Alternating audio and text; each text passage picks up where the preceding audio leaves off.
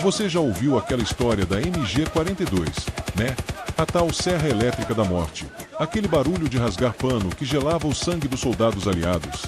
Pois é, e se eu te contar que quase tudo que você sabe sobre essa metralhadora é só a casca?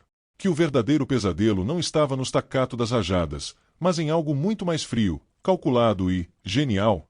A gente sempre foca no som, e convenhamos, era aterrorizante mesmo. Mas ninguém explica por que os alemães construíram uma arma que disparava 1.200 tiros por minuto sabendo que isso queimava o cano em segundos. Parece loucura, né? Só que não era. Era engenharia de guerra pura. Cada explosão, cada troca de cano, cada soldado ao redor daquela metralhadora fazia parte de um sistema pensado até o último parafuso. E foi isso, não o barulho, que transformou um pedaço de aço estampado numa máquina de dominar campos de batalha. Hoje a gente vai desmontar esse mito de uma vez por todas. Você vai descobrir por que a MG-42 não era só uma arma, era o coração de um esquadrão inteiro. Como uma equipe de 3 homens virava um furacão de poder de fogo. E por que, mesmo hoje, nenhum exército do mundo conseguiu replicar perfeitamente aquilo que os alemães fizeram sob pressão de guerra total. Segura essa curiosidade aí, porque nos próximos minutos, você nunca mais vai olhar para uma MG-42 do mesmo jeito antes da MG-42 entrar em cena. A infantaria alemã carregava nas costas um problema silencioso: metralhadoras pesadas, lentas e absurdamente delicadas. Armas como a MG-08, herança da Primeira Guerra, eram verdadeiras fortalezas de aço. Mas só funcionavam se você tivesse tempo para montar tripé, ajustar mira e rezar para não entrar lama. Em combate móvel, esquece. Era como levar um piano para uma briga de rua, imponente, mas inútil quando a coisa esquenta. E o drama não parava aí. Cada peça era usinada com precisão quase artesanal, o que significava custo alto, produção lenta e manutenção de pesadelo. Um grão de areia no deserto ou um pouco de lama na Rússia e pronto, travamento garantido. Enquanto isso, a Blitzkrieg exigia armas que aguentassem poeira, neve e o caos de avanços relâmpago. Os alemães perceberam rápido, ou reinventavam a metralhadora do zero, ou virariam reféns da própria engenharia refinada demais. Foi aí que nasceu a ideia maluca que mudaria tudo. E se a gente jogasse fora essa obsessão por perfeição e construísse uma arma que até um soldado exausto conseguisse operar debaixo de fogo? Sem frescuras, sem peças microscópicas, sem medo de sujar as mãos. Só aço grosso, mecânica simples e um único objetivo: cuspir chumbo sem parar. E essa revolução começou não com a MG-42, mas com sua irmã mais velha e problemática, a MG-34. Quer saber por que ela foi um gênio e um desastre? Segura essa ponto. A MG-34 chegou em 1934 como um soco no estômago da guerra tradicional, a primeira metralhadora de propósito geral do mundo. Pela primeira vez, um soldado podia montar num tripé e varrer o campo a 1.000 metros, ou pendurar a coronha no ombro e avançar atirando rajadas como um fuzil gigante. Era versátil, elegante e, vamos ser sinceros, absurdamente bonita. Parecia saída de uma fábrica de relógios suíços, não de um campo de batalha lamacento. Só que beleza tem preço. Cada MG-34 levava quase 150 peças usinadas com tolerâncias milimétricas. Um pesadelo na linha de produção, 130 horas de trabalho qualificado por unidade. E no campo, qualquer grão de poeira entrava naquele mecanismo preciso como convidado indesejado numa festa chique. Os soldados tinham que limpar a arma a cada pausa, rezando para não perder peças minúsculas na lama do leste europeu. Era poder de fogo de elite, para quem tivesse tempo e paciência de ourives. O pior veio com a guerra total.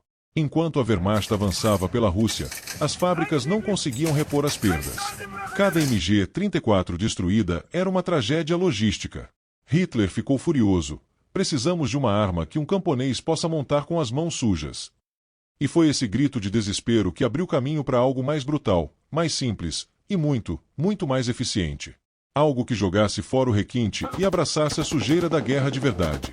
Quer saber como os alemães transformaram uma fraqueza em arma definitiva? Enquanto a MG-34 brilhava nos desfiles, a realidade do fronte era outra. Soldados exaustos, dedos congelados na Rússia, areia do Saara entupindo mecanismos. A Wehrmacht precisava de uma arma que funcionasse mesmo quando tudo dava errado. E foi aí que um engenheiro visionário chamado Werner Gruner entrou em cena. Sua missão: transformar a metralhadora mais elegante do mundo numa máquina de guerra sem frescuras. O conceito era simples: esquece usinagem de precisão. Vamos estampar chapas de aço como se fosse lata de sardinha. E não era só sobre cortar custos, era sobre sobrevivência. Com os aliados bombardeando fábricas e o fronte devorando equipamentos, cada arma perdida precisava ser reposta em dias, não meses. A solução? Reduzir a MG-42 a menos de 80 peças, muitas delas estampadas a frio numa prensa hidráulica barulhenta.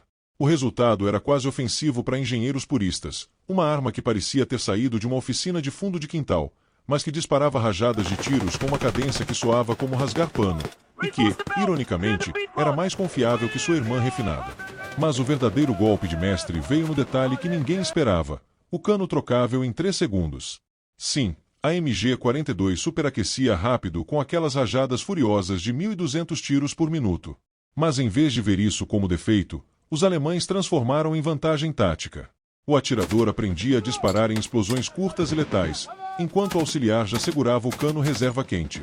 Era uma dança coreografada de poder de fogo contínuo, e o início de um sistema que ia muito além do metal. Quer ver como essa simplicidade virou arma de produção em massa? Enquanto os aliados ainda usinavam metralhadoras peça por peça como se fossem esculturas, os alemães transformaram a MG-42 numa obsessão industrial brutalmente eficiente. Cada arma saía da linha de montagem em apenas 75 horas, menos da metade do tempo da MG-34, e custava quase 30% mais barato. O segredo? Chapas de aço estampadas, solda elétrica e zero frescura. Era a democratização do poder de fogo. Qualquer operário, até mesmo trabalhadores forçados, podia montar uma MG-42 sem precisar de diploma de engenharia. E olha o detalhe sinistro: quanto mais a Luftwaffe aliada bombardeava as grandes fábricas, mais os alemães espalhavam a produção. Pequenas oficinas em porões, garagens e vilarejos passaram a montar componentes isolados, canos aqui, coronhas ali, que depois eram agregados em centros clandestinos. Era uma teia de produção descentralizada que os bombardeiros simplesmente não conseguiam matar. Enquanto isso, no fronte, cada explosão de uma MG-42 não era só barulho, era o grito de uma máquina de guerra que se multiplicava mais rápido do que era destruída. Mas a genialidade não parava na fábrica. Cada metralhadora saía com um manual de 3 páginas, quase tudo em ilustrações, porque o soldado médio não tinha tempo para ler ensaios técnicos debaixo de fogo. Era pegar, apontar, puxar o gatilho e trocar o cano quando esquentasse. Simples assim. E foi essa combinação de engenharia rústica e logística implacável que permitiu aos alemães manter esquadrões inteiros alimentados com rajadas de tiros mesmo quando Reich já estava de joelhos. Quer saber como 3 homens viraram o centro de gravidade de todo um pelotão? Esquece aquela imagem de um batalhão avançando em linha. A doutrina alemã girava em torno de um conceito simples e brutal. A MG-42 era o coração, e todo o resto do esquadrão era só músculo e nervo para mantê-la batendo. Enquanto os americanos distribuíam poder de fogo entre vários BARS, os alemães apostavam tudo numa única metralhadora operada por uma equipe de 3. O atirador, o auxiliar segurando o cano reserva quente, e o carregador de munição com 2 cintos de 50 cartuchos nas costas. O resto do pelotão tinha uma missão só: proteger essa trindade sagrada de chumbo. E não era só teoria, era sobrevivência. Num combate típico na Normandia ou nos campos russos, os fuzileiros alemães rastejavam para flancos, lançavam granadas de fumaça e atraíam fogo inimigo, tudo para desviar a atenção da MG-42. Enquanto isso, ela disparava rajadas curtas e letais, varrendo posições com precisão cirúrgica.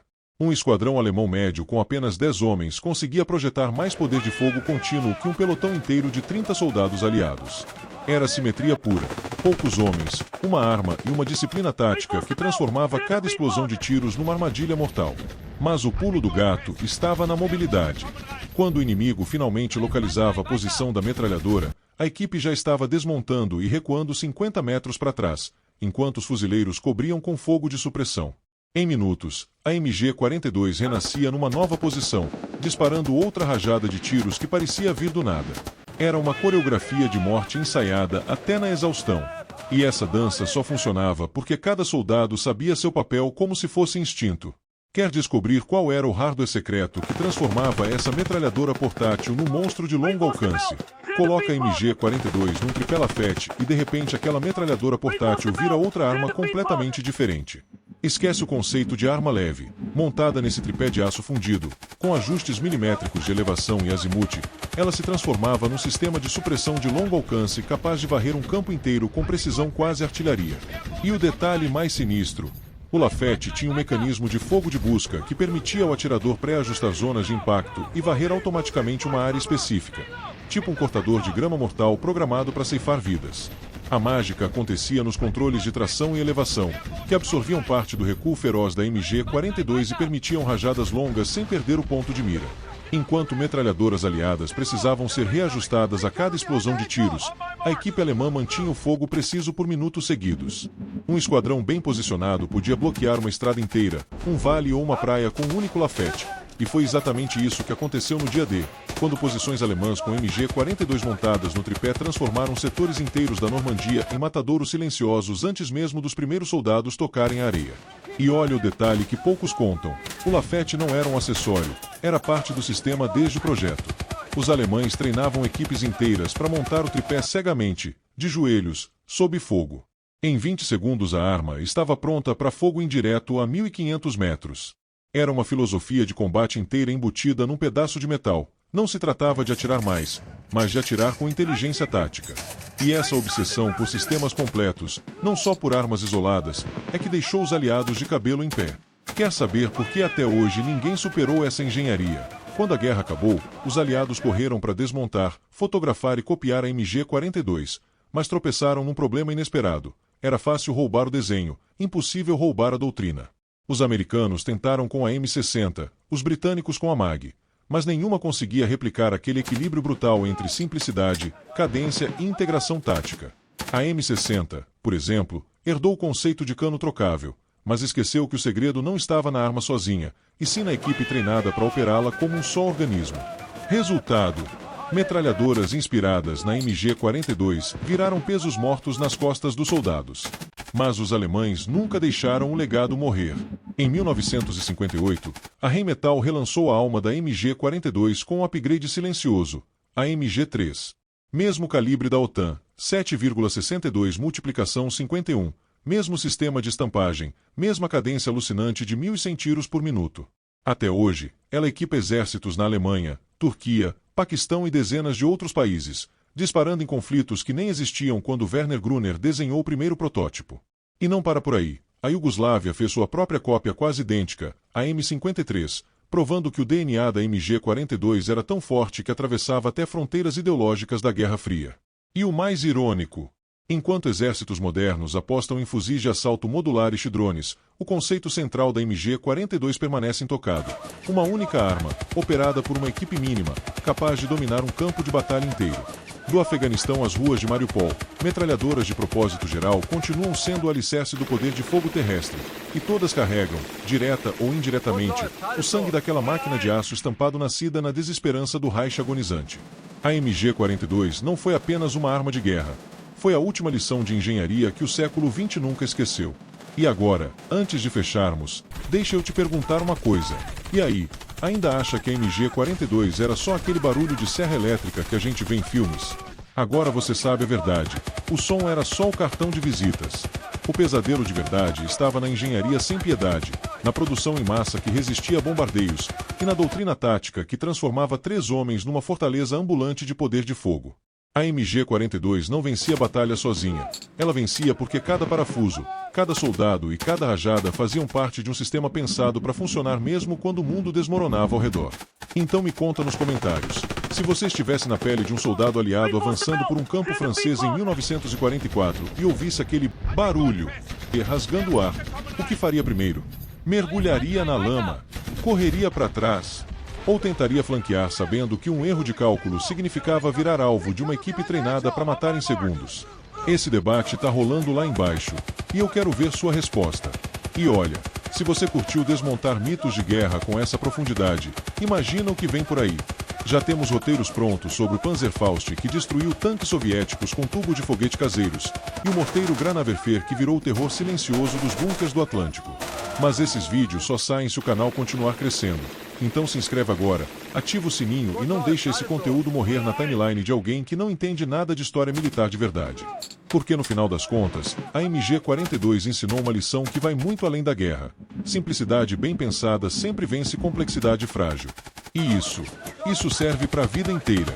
Valeu por chegar até aqui, e lembra, história não é só data e lugar. É gente, suor, erro e genialidade. Até o próximo campo de batalha.